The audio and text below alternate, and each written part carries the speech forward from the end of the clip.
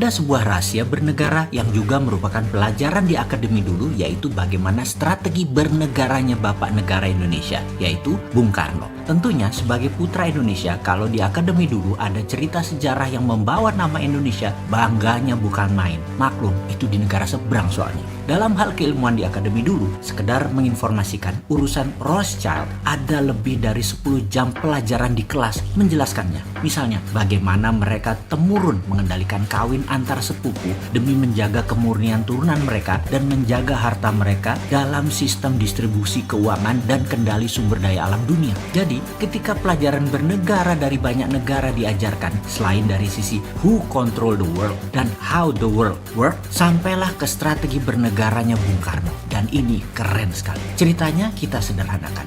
Di dalam membuat mineral 99,9%, misalnya emas, platinum, perak, itu prosesnya dari gunung, batuan atau tanah diambil, diproses tambang, dimasukkan smelter, di refining, jadilah metal murni. Metal murni dari mineral tambang. Proses membuat 1 kg emas dengan 1 ton emas ya sama saja mata rantainya. Disinilah kejeniusannya Bung Karno dimulai. Dia merasa mengapa harus menunggu mineral metal itu ada dulu baru kita manfaatkan sebagai alat jual beli metal atau alat tawar, dijadikan underlying terbitnya mata uang atau currency. Oleh Bung Karno apa yang dilakukan? Data di gunung, dihitung cost accountingnya, maka diperkirakan misalnya dengan kecepatan 10 tahun nantinya akan dapat 1000 ton emas misalnya. Maka ketimbang nunggu 1000 ton itu ada, rupiah di print saja senilai 1000 ton emas sekarang, di mana modal untuk membuat 1000 ton emas tersebut mulai dari mining proses hingga pemurnian refining katakanlah 30%-nya. Lah,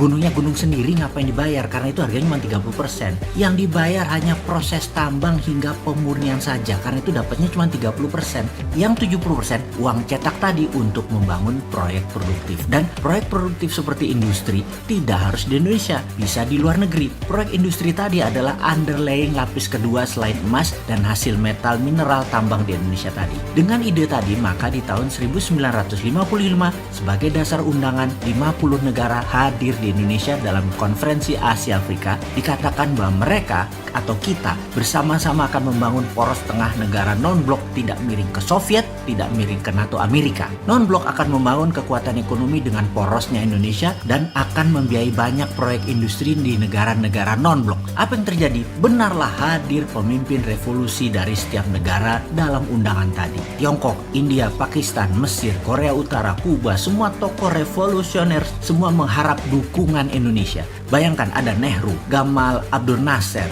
Bhutto, Mao, dan tokoh legendaris dunia lainnya hadir di Bandung, kota kecil dari negara yang baru 10 tahun merdeka. Saat itu, ide jenius Bung Karno mempesona dunia. Indonesia akan membiayai negara non-blok ekonominya tadi. Ternyata, Bung Karno hanya pemikir tunggal atau pemikir sendirian. Di dalam negeri, dirongrong kelompok-kelompok yang ingin berkuasa seperti kaum nasionalis, kaum sosialis, komunis, terus berada di sekeliling Bung Karno untuk dapat mempengaruhi kebijakan politik Bung Karno. Kaum Nasakom itu dirangkul oleh Bung Karno. Inilah yang membuat gonjang-ganjing politik nasional kala itu. Di dunia, kekuatan diplomasi dan manuver rupiah sebagai kekuatan ekonomi belum digarap sempurna. Geoekonomi belum tergarap cantik. Jadinya, beliau selesai dengan kudeta cantik di tahun 1966 yang selanjutnya sahabat tahu ceritanya. Pelajaran sejarah di akademi berhenti di cerita tersebut. Namun dunia tidak berhenti di situ. Tiongkok mengambil ide Bung Karno. Mereka tanpa jaminan sumber alam mineral metal berani melawan hegemoni negara superpower di tahun 90-an, di mana Amerika lagi fokus di Timur Tengah untuk mengambil energi minyak dan gas. Tiongkok printing renminbi berdasarkan industri dalam negeri. Dalam 20 tahun underlying mereka kuat dan mulailah ekspansi ke luar negeri, meminjamkan renminbi cetakan yang banyak ke negara luar